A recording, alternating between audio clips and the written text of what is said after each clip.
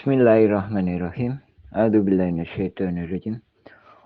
Untuk mengungkap adanya aksi penyerangan atau bentrok polisi dengan warga Dagolos, kita harus lebih dulu menyimak apa yang sebenarnya terjadi. Fakta apa yang terjadi dan apa yang melatar belakanginya. Ada yang seolah-olah menggambarkan ini abuse of power. Nah, kita harus juga menyimak apa yang tampak dan apa yang tidak tampak. Tampak di masyarakat atau di warga atau di yang ada di kita ketahui secara nyata adanya gugatan Mueller. Namun perlu juga jadi perhatian bahwa ada yang tidak tampak, yaitu kolusi mafia tanah saling gugat. Nah, ini bertolak belakang ya. Yang tampak itu gugatan Mueller. Sementara kita tetap berpendapat bahwa gugatan Mueller itu nggak ada. Yang ada itu kolusi mafia tanah saling gugat. Nah, mengenai abuse of power ini, kita juga harus banyak mengurai, memeriksa, menyelidiki apa yang tampak dan yang tidak tampak. Mengenai pemanfaatan institusi polisi, banyak kombes-kombes menangani. Kapoltabes pangkatnya kombes. Humas Polda pangkatnya kombes. Diskrimsus pangkatnya juga sama kombes. Adapun sementara yang nggak tampak, alhamdulillah keluarga kami pun ada yang kombes. Bisa dikonfirmasi ke Polda Jabar bahwa tahun-tahun itu ada kombes yang dilahirkan dan berasal dari kota yang sama dengan kami. Nah, sekali lagi, kita juga harus mengurai lagi masalahnya apa ini, latar belakangnya apa. Yang tampak ada SHM 80 meter. Sementara yang tidak tampak itu ada ahli waris dari Tommy Rock kayak dengan M. Wikarta.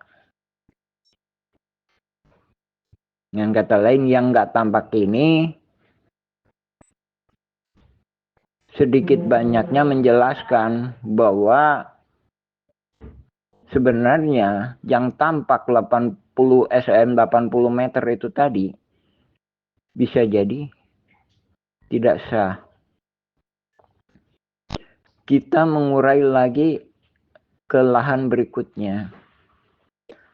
Adanya yang tampak SHM Ismail Tanjung seluas 868 yang dijual ke PT Batu Nunggal. Sementara yang tidak tampak kejanggalannya setelah dibuatin AJB sertifikat jadi atas nama penjual yaitu Ismail Tanjung, bukan Iwan Suryadi. Kita bergeser lagi ke lahan berikutnya. yang tampak adanya SHM 270 meter. Penjualnya Didi Koswara, pembelinya Iwan Surjadi. Kejanggalannya, setelah dibuatin AJB oleh Melly Nathaniel, terbit SHM setelahnya atas nama penjual, bukan pembeli, yaitu Iwan Surjadi PT Batu Nunggal. Nah, dari sini yang tidak tampak menjelaskan itu tadi AJB MW Karta dengan Tommy Rokayah dengan MW Karta itu bisa menjatuhkan SHM 80 meter atas nama Didi Koswara. Setelahnya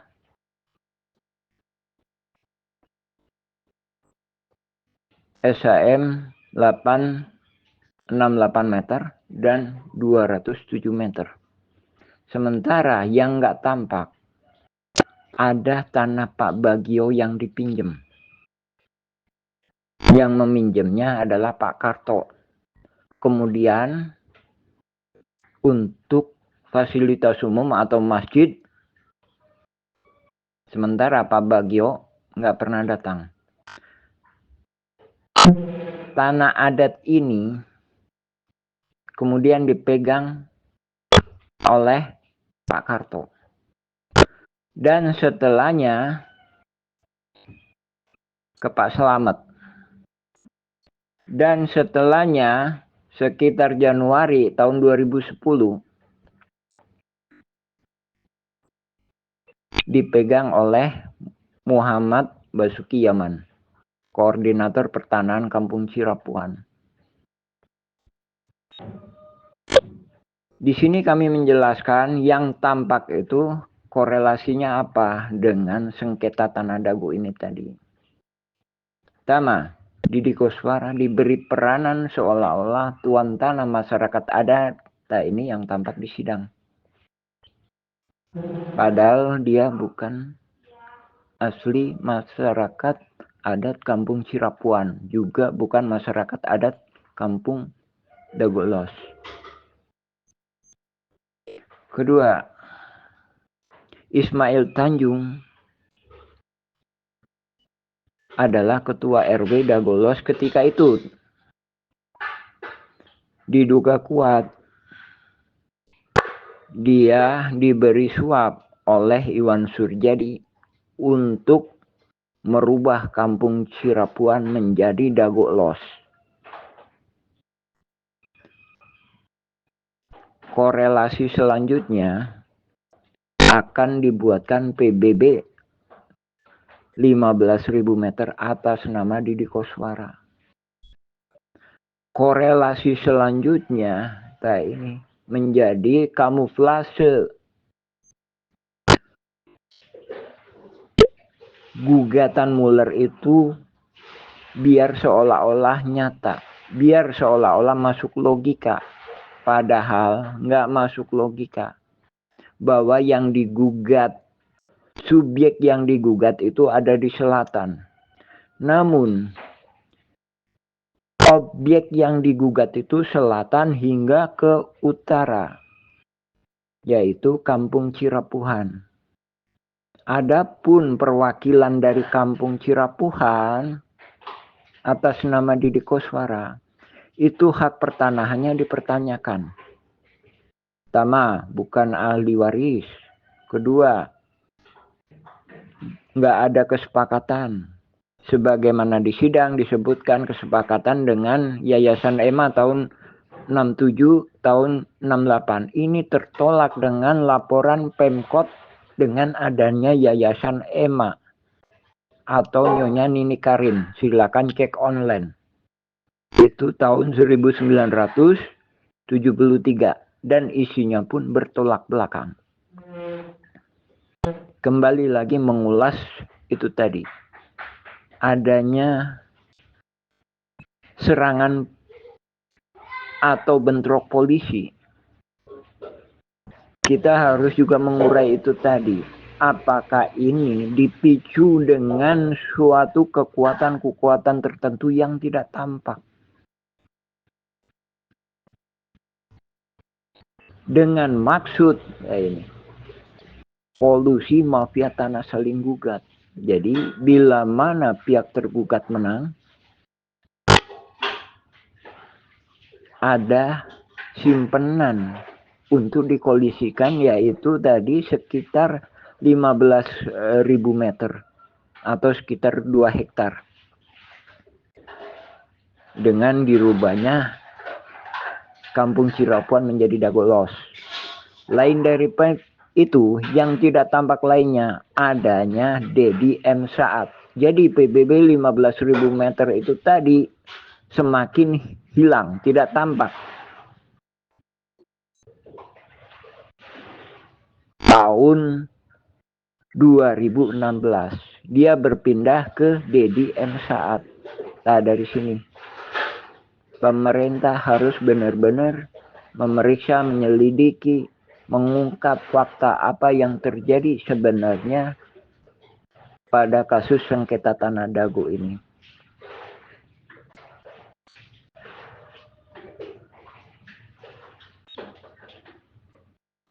Bila kita balik lagi ke sejarah,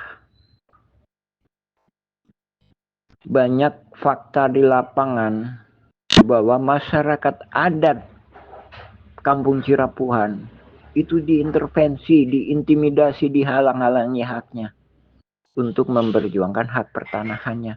Padahal dia leluhurnya itu sekitar 150 tahun itu udah menduduki wilayah ini.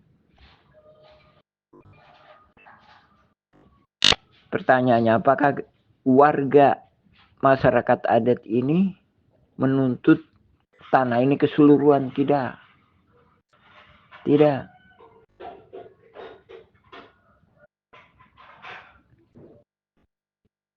Waktu-waktu itu kita juga udah melakukan negosiasi kepada Asep Makmun, Apud, Alosana, juga Didi Kuswara dan jaringannya, dan dijawab, diwakili oleh Alosana. Jawabannya aja, berani berapa?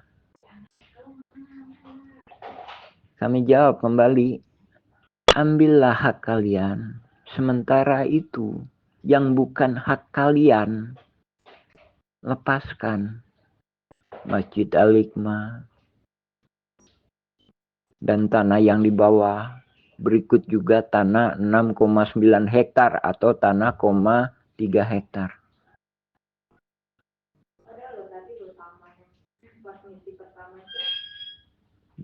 Modus chaos lainnya lagi. Nah, ini yang perlu juga diungkap. Adanya pembuangan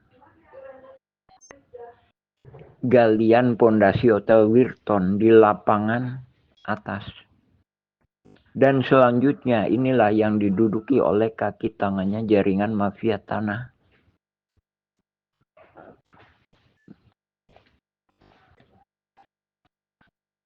Lain daripada itu, yang belum tampak,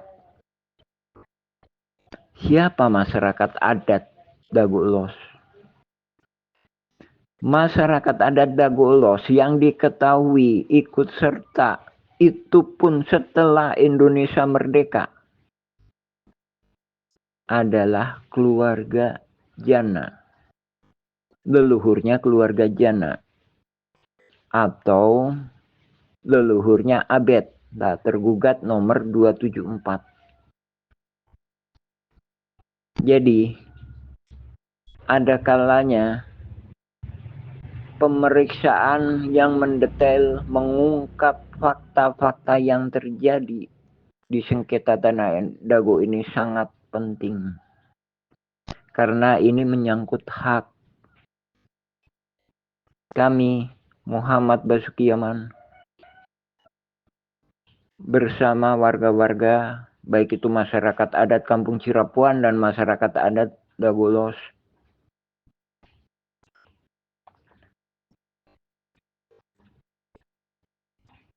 sangat mendukung adanya penyelesaian-penyelesaian yang bijaksana. Namun, untuk mengungkap adanya kebenaran fakta, yaitu apakah benar gugatan Mueller itu, ataukah hanya kolusi mafia tanah saling gugat. Perlu ditekankan, gugatan murni itu memperjuangkan hak. Adapun kalau kolusi mafia tanah saling gugat, itu nggak ada hak sekalipun pada salah satu pihak. Jadi kedua-duanya itu saling berkolusi. Sementara kalau gugatan murni itu memperjuangkan hak.